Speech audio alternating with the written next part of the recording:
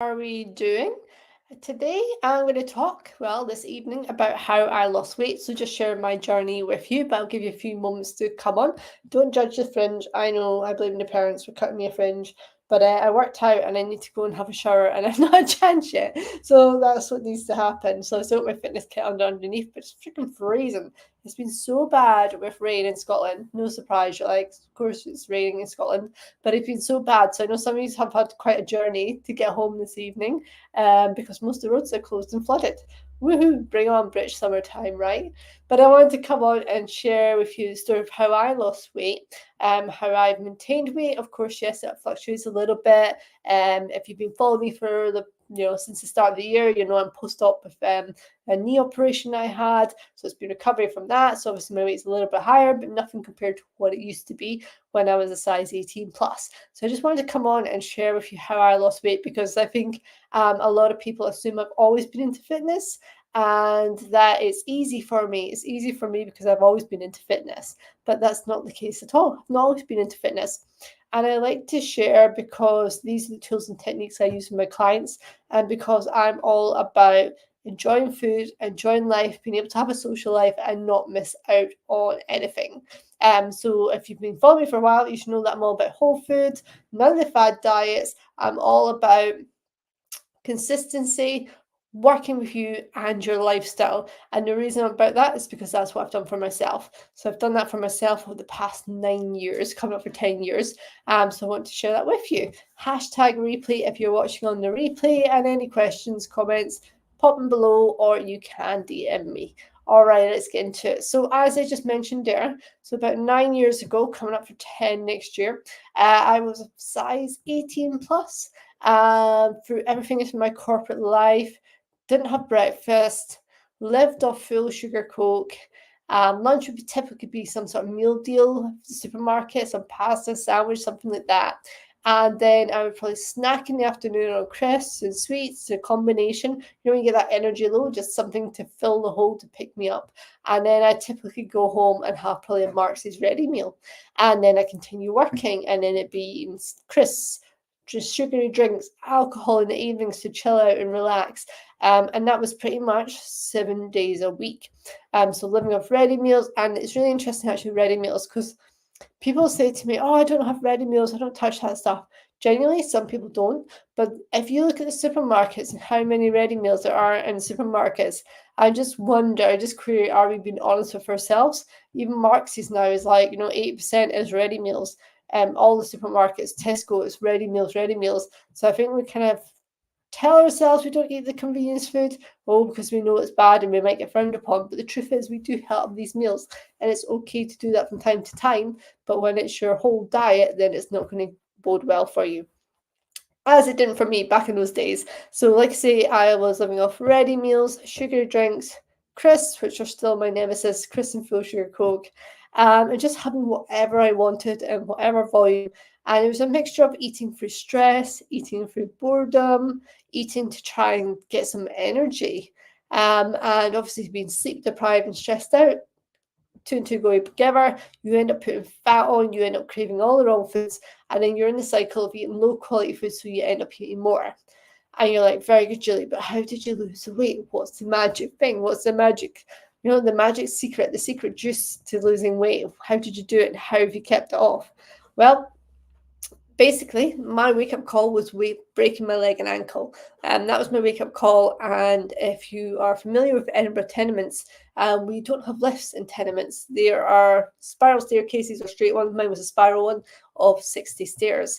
And when you've broken your leg and ankle and you've been in hospital for, I think it was about a week before you've done an operation to put the pins in and the rod, you're not allowed to put weight on your leg for 6 to 8 weeks.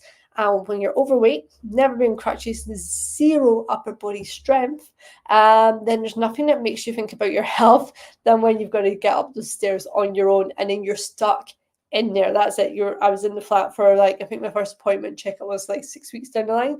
So you're in there isolated, because if you want to leave, you got to get down 60 stairs and you got to get back up. And when your health isn't in the places you want it to be because you've neglected it and you've not realized until that point, then you're kind of stuck. So it was at that point of not being able to go from room to room without having to take a seat, having to sit on a chair, to get to Lou, sit in a chair to get back to the living room. And it wasn't that I was in a massive flat. Yes, it was generous, but it wasn't massive. And that for me was my wake-up call around my health. And that was when I made a promise to myself to never let my health get in that state again, because I realized if something goes wrong with your health, it fundamentally impacts the quality of your life. It affects all the aspects of your life. And I was in my own personal lockdown before lockdown was a thing. So everyone gets on with their lives, they're all going out, they're working, they're doing whatever, and you're stuck at home, not in a great position, and a lot of pain, a lot of discomfort, frustration because you can't do the basics, dressing yourself, not sleeping very well. All these things compound, and it's a really crappy place to be. So that was kind of my kind of switch, if you like, around taking care of my health. So how did I go about doing it? Well, first up, I had a little advantage in some ways, because what they never tell you when you break your leg or any part of your body is then needing extra calories to help heal. So although I wasn't moving at all and I was sleeping a lot during the day, I was on lots of painkillers, before I started the physio for 6 weeks, and although your body's not doing a lot, you're still functioning right. You're breathing, your heart's beating, it's doing a lot to heal. So you actually need extra calories at that point because you're healing. Your body needs those calories to heal. And what happened was I lost weight initially without moving, with just my body healing. And that was a problem because I was due to get married. So this happened 4 months before I was due to get married. And I didn't, I wasn't going on a slim diet. I wasn't trying to slim down for my wedding. I was kind of in total denial that I was going to be a fat bride. But yeah, your body requires extra calories. So when it came to the wedding dress fitting, they were like, we need you to eat donuts or else you're not going to be able to fit in your wedding dress. You're going to be too small for this wedding dress and we're not going to be able to take it in anymore. So they're like, please don't lose any more weight. So I managed to maintain the weight just by literally eating donuts. Bless my husband, he put on weight literally by eating donuts because my calorie intake hadn't changed at all, but the demands with my body healing had. So that was that was a little kind of Kickstarter that I wouldn't recommend to anybody. But then in terms of when I got into the physio, I was so determined and so aware of how important my mobility was that I just hammered the physio, relentless with the physio in terms of learning to walk again. So painful, next level. I have a high pain threshold, but that was next level. Having to put pressure back through your leg after you've not done that for 6 to 8 weeks, it was horrendous pain. But I knew that I wanted my mobility back, my independence back, and I was determined. So I was relentless with the physio. I did not stop with the physio. And then once I got out the physio cycle, when they say, right, that shoe signed off and stuff, it was really about, well, where was I going to take him? I lied to the physio. The physio was like, oh, where would you like to go? How would you like to recover? And I just had the sense that the physio would be like, oh, we got her walking again, tick the box. So I told the physio I was a runner. He's probably looking at me going, what? And he was like, cool, how far do you run? What sort of times do you do? And I was like, just whatever I feel like. I don't really log it. I just go. I just had this feeling that the physio would stop as soon as they got me walking, tick that box. And I just kind of wanted to be in the cycle of physio and have that professional help for as long as I could. So I did manage to get as much physio as I could. And then when it came to kind of being signed off the physio cycle to say that's as far as we can take it, the physio said to me that I'd always have to hop up and down stairs the rest of my life. And I was like, hell no. I've got 60 stairs. I am not going to be up and down the stairs hopping for the rest of my life. No danger. It's not going to happen. And so what I did then was I went to gym. I went and joined a gym. And I used to be dizzy coming off the treadmill. Okay, so I used to get a little bit dizzy coming off the treadmill because I'd never been on one before. And I signed up to all the kind of, basic classes, your legs, bums and tums. What else did they have? Core class, those sort of classes were just half an hour, and I'd go and get a little braver, join those classes, and the PTs got to know me because I was there during the day, during the lunch times, and I'd go and join the core class, the legs, bums, tums class, just explore different classes, and I'd sit on the outside edge, the kit that's around the outside edge, and I'd sit on that and just basically exercise. And I was so determined to get my function back and get walking back and see where I could take it. So I was that person in the baggy clothing, sitting outside, going to the basic classes, the LBT, the core class. And then my confidence grew, and the instructor was like, hey, come to this class or try this class. I was like, okay. And then I also got a PT. So I got a personal trainer, Mr. Ryan Ramsey. So with Ryan, we are like, kind of like, he's like my little brother now. So he's kind of my best friends, but we're like my little brother because we've worked together for so long.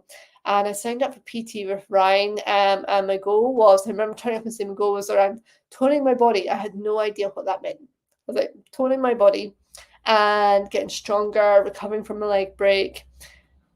And then he just took me through loads of different exercises to help my mobility, to help with my strength.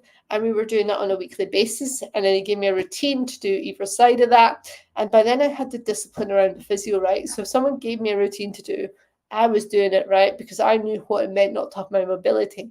So I was like, okay, then let's do this. So we're doing the exercise. And then I remember one Friday, instructor said to me, why don't you come and join Grit, Julie, Grit Strength? And I went on YouTube and I looked at Grit Strength and I was like, holy hell. I mean, my husband were looking at it, he's like, do you really want to do that? That looks a bit extreme. Well, go along and see what it's about.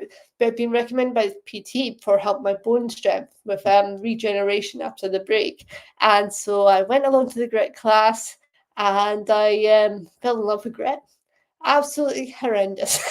I fell in love with Grit, and that became my routine. And I remember Ryan speaking to me, and he'd give me like a basic meal plan to follow. So because he was like, you're going to Grit Strength, like the hardest class, or in fact it might have been Grit Cardio on a Friday. I was doing them 3 times a week because I loved Grit so much. I was trying to do all 3 of them. I started off with strength, and then I went to cardio and then plyo, but I was shitting myself because there was jumping. And bear in mind, I've just come back from a leg break. So I'm like, oh my God.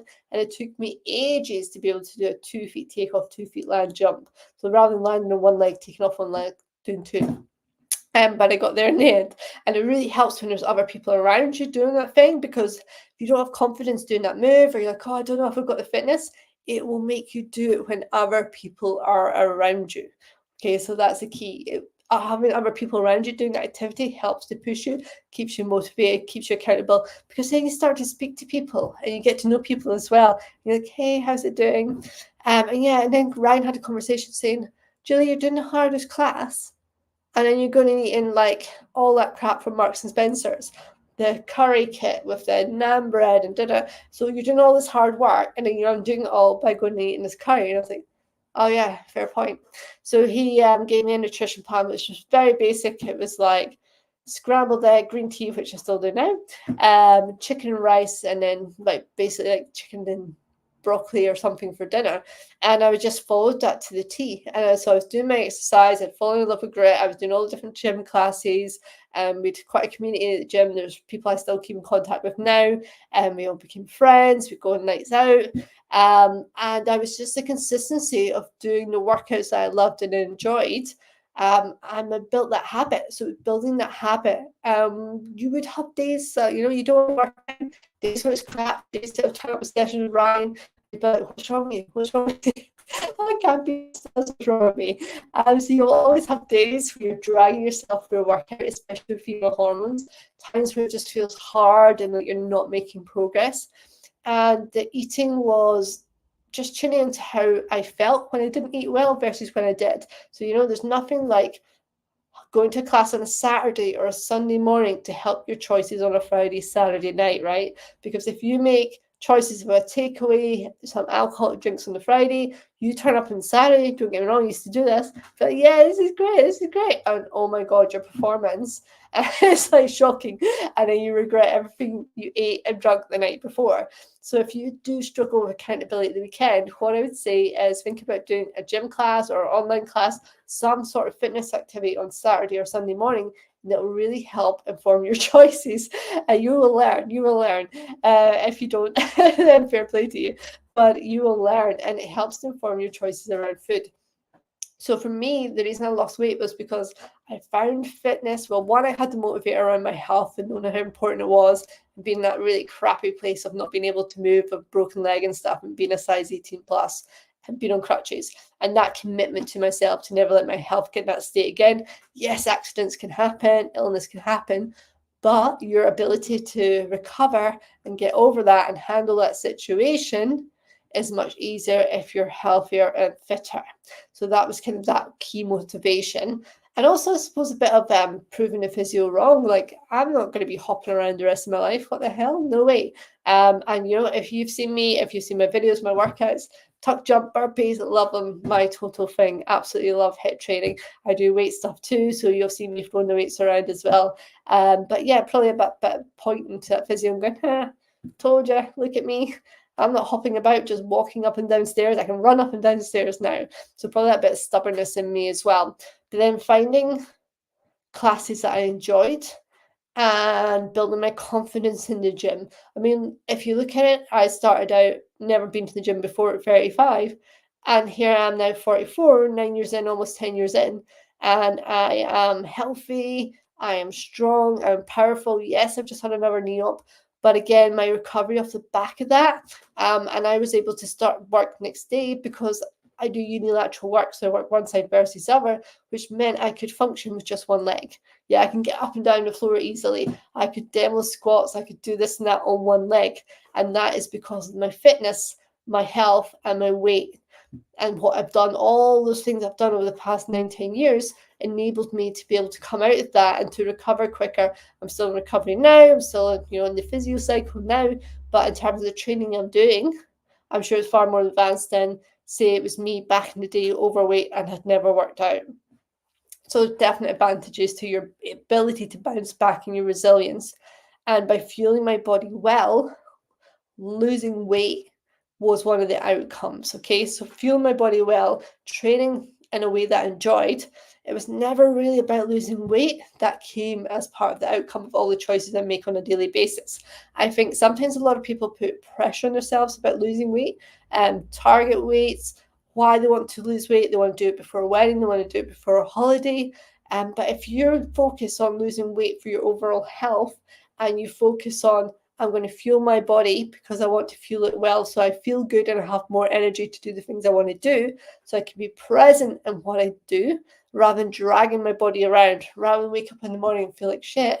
If you fuel your body for that feeling, then it's going to help with the weight loss long term. So make choices around food, make choices around fitness. That's about your mental and physical health rather than about losing weight. Yes, losing weight is a health factor. We know it. We know being overweight leads to many health conditions, but actually, fundamentally, for your motivation, so you don't get fed up with the scales, you don't get fed up when you put weight on or when it flows, depending on your hormones. If you fundamentally choose to live healthier for longer life of high quality, then the weight loss will come as an outcome of the choices you make around your fitness, the choices you make around your nutrition, choices you make around alcohol, making sure you get a good night's sleep. It's ultimately about choosing you. Choose you and your health, and the weight loss will come. Because when we pin it on the weight loss, it makes it harder. You get disappointments, you get fed up, and you feel like you're not making any progress, rather than looking at the long-term goal. Short-term goals, yes, that can be like, we're going to train 3 days this week. Short-term goals might be, yes, I'm going to have 4 healthy meals this week in terms of I'm going to have more protein. I'm not going to eat so much crap. But when you focus on the long-term health aspect, then the weight loss comes as a result. And no, it didn't, Hazel. So using a calorie tracker when I was losing weight, no. I personally have never used a calorie tracker. One of the reasons is, I've tried them off and on, but I can't be bothered. They're a pain in the backside. So with calorie trackers, there is a bit of dubiety in them. I do have meal plans I can give to clients. I calculate it all so they follow the meals, so they don't need to ever track. I calculate it and that's their food, and then basically learn intuitively what does portion control look like for them, what does it feel like in terms of fullness, energy, and that intuitive side. And then I wean them off the meal plan so that then going forward, they know what that looks like for them. They can feel it in their body, they know their hunger cues, they know when they're full, they know when they're not full, they know if they're losing they feel a lack of energy, there's a reason for it. And what is that? So I personally haven't used trackers because, like say, one, I find them onerous and boring. Every so often I will use them to remind me of the pain of using a tracker. I know like MyFitnessPal, some people find really beneficial, but again, it's not necessarily 100% accurate. And I also don't like MyFitnessPal because it rewards people for not eating enough calories. So if it's like, woohoo, well done, you've eaten less because it's about losing weight. So I find there's a bit of negative connotations around that, where rather my guys actually eat all their calories, eat all their protein, and the rest will take care of itself. I mean, ultimately, if you focus on protein and focus on fiber, fruit and veg, then the rest will take care of itself. But ultimately, calories can help. Calorie trackers can help people. If you don't know where you are or how far off you are, you're not aware how much you're eating, it can be helpful as a baseline. So if you want to use like MyFitnessPal, the free version, and you can plot in what you're eating that day, and then you can see where you are versus where you need to be. But again, caveat that with MyFitnessPal can be, obviously it's skewed to weight loss, it's what makes it money. But yeah, I would say if it comes up with anything less than 1,200 calories for you, then just have a little check, drop me a note, and I can work out your calories for you. Purely because I do not like anyone having less than 1,200 calories. Through all the clients I've worked with, there's very few. In fact, I go as far to say there's maybe one person who's only ever been on 1,200 calories. Everyone else is sitting at 1,600, 1,700 calories, and that's for healthy weight loss. Healthy weight loss of 1 to 2 pounds. So thanks for that question, Hazel, but the short answer was no. No, I didn't. Like I say, I had a meal plan off Ryan initially, which was basic in terms of the foods and just on repeat. And that was me, again, learning about what good food feels like for me, what your pleasure, what a good meal feels like for me, and fullness and energy. And I think if you're craving snacks, that's also a good indicator. So if you find yourself looking for sweet treats or at night savory snacks, or find yourself binging at the weekend, then the chances are you're not eating enough during the week. So that'd be my key. Never kind of think, oh, it's just because I'm greedy. It's just because of this. Look at the reasons why. What have you eaten that day? How full have the meals been? How hydrated have you been? Are you sleep deprived? Are you stressed? What's going on? Think holistic health. Yes, that can be complicated, but if you think about what happened the last 72 hours, so I think the best tracker is your body. So if I think today, how am I feeling? Okay, I'm tired today. What happened? Well, there was a weird noise at midnight outside. I thought someone was banging on the door, but I think someone was chopping wood at midnight. So I was awake for about an hour going, what the hell's that? And then I was up at 5:15. So I'm tired now. So as a result, that means if I stay up much later, beyond 10:30, I'm going to start looking for food, right? But I know why that is, because I'm tired, because I've not had as much sleep as I would normally do. And then breakfast wise, I had protein, so I had a good breakfast with protein. I had protein for lunch and dinner. I had some fruit to snack on. I've had my veg, so I know my food, my hydration's on point. So I know it's down to tiredness and I'm not feeling stressed right now. So always think about the 72-hour rule, what happened the last 72 hours, that I'm craving this, craving that. And sometimes you will just crave stuff, and that's okay. You're human. It can be hormone related too. And if you're really craving stuff, I've got a protein ball recipe. If you don't have it, send me a DM and say, can I have your recipe, please?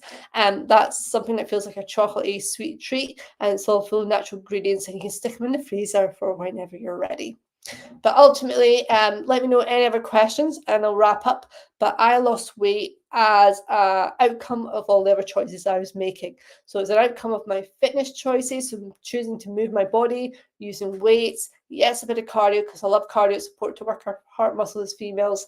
And I also lost weight on the back of just choosing to healthier choices, fueling my body, cutting out the processed foods, still having, the treats, the sweet treats, still having the crisp, but just not having as much, and cutting down on my alcohol consumption out of choice for energy and health. So basically, my weight loss was an outcome of healthy choices for long-term health, strength, power, and being an independent woman, rather than focusing on a calorie cut of a certain amount. It was more focused on how can I eat healthy, be strong in my body, and then the weight loss came as an outcome of that. And as I mentioned off the back of Hazel's question, that is how I work with clients. It is intuitive. Yes, I'll calculate your calories so you don't have to, so you can learn what a meal looks like for you, so you can get that visual cue, the body cue, your energy, know where it's at, and then I give my clients the learnings around that and really teach them the philosophy around that, if you like, for them as an individual in their lifestyle, so then they can graduate, as I call it, and go off and have that skill for forever, for as long as they live, and then tune into that. All right, team. Well, like I say, that was how I lost weight. It might not be the answers you were looking for. You might be hoping for some magic sauce, some quick wins, but that's how it is. But any questions on that, drop me a note. Thank you for joining me. I appreciate you all, and I shall catch you all tomorrow night. Take care. Remember to work out, hydrate,